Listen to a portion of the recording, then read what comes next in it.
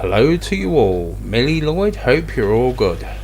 It's Old School Gamer 1971, my top 10 for shooters.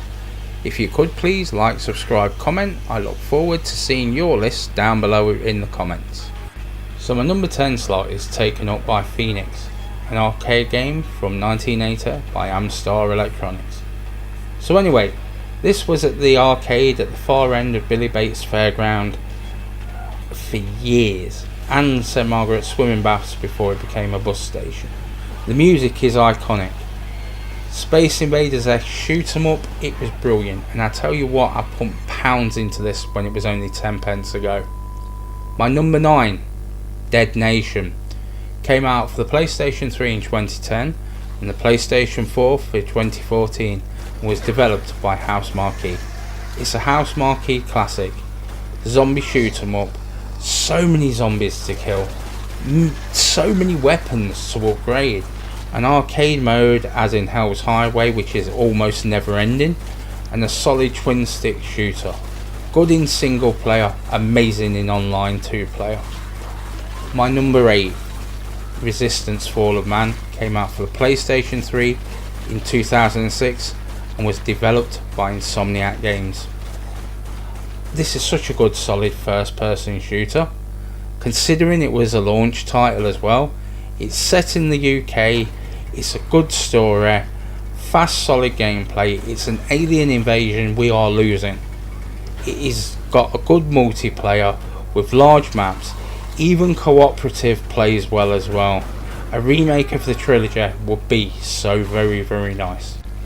So my number 7, Super Stardust HD, came out on the PlayStation 3 in 2007, PlayStation 4 in 2015, and yet again developed by House Marquee. Another arcade shooter on the PlayStation, twin stick shooter asteroids type game with online ranking worldwide. I love this game. At one point I was actually ranked within like the top 700 players. I love this game so much, and it's a pity that House Marquee will no longer be making games of this type. My number 6 then, Wolfenstein The New Order, came out on the PlayStation 4 in 2014 and was made by Machine Games and Bethesda. Okay, I like the look, the style, the world, the enemies are imaginative, the story is pretty solid as well. I was impressed with the visuals and enemies.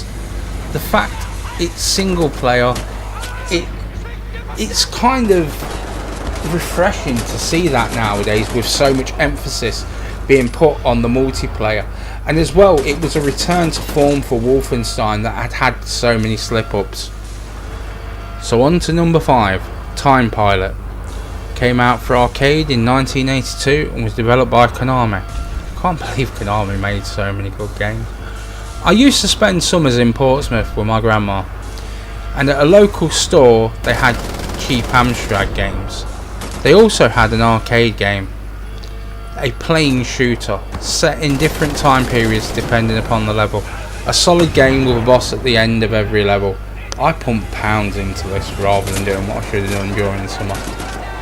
Right, number 4, Doom, came out on PlayStation 1 in 1995 and PlayStation 3 in 2012. It was by ID Software and Williams Software. The original Doom was a solid play. The PlayStation version was so much fun. All you had to do was get a link cable and it was more so.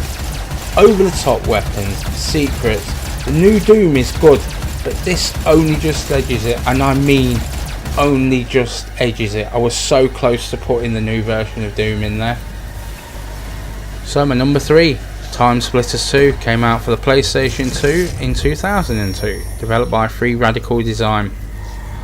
I hope the new Time Splitters that they keep on going on about, that just never seems to get released, uses this as its blueprint. We have to fun challenges, amazing multiplayer, variety of maps. But is it really nearly 17 years since this last graced our screens?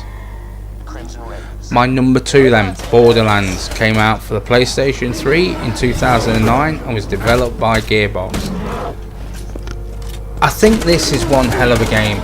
Good story and side missions, good world, and weapons and amazing varied NPCs. A solid play that I am so glad it's being remastered. Also a solid choice of different protagonists right from the get-go. And so on to my number one, Battlefield 1, out on the PlayStation 4 in 2016, developed by EA Dice. Okay, right, this looks amazing, it has solid controls and a good choice of era with good DLC. It is amazing to see what was the First World War on screen as a game. You can drink in the graphics on every level, but more important than that, Call of Duty and Battlefield both had their origins in the Second World War. They've tried to modernise them and they've tried to go in all these different directions, and I don't think it always works. But Battlefield was the first one to return to a bygone era, and to me that is the reason why this has to be number one, because that is what I remember Battlefield for, not for all this futuristic or modern day weapons. Well, that's about it for me today.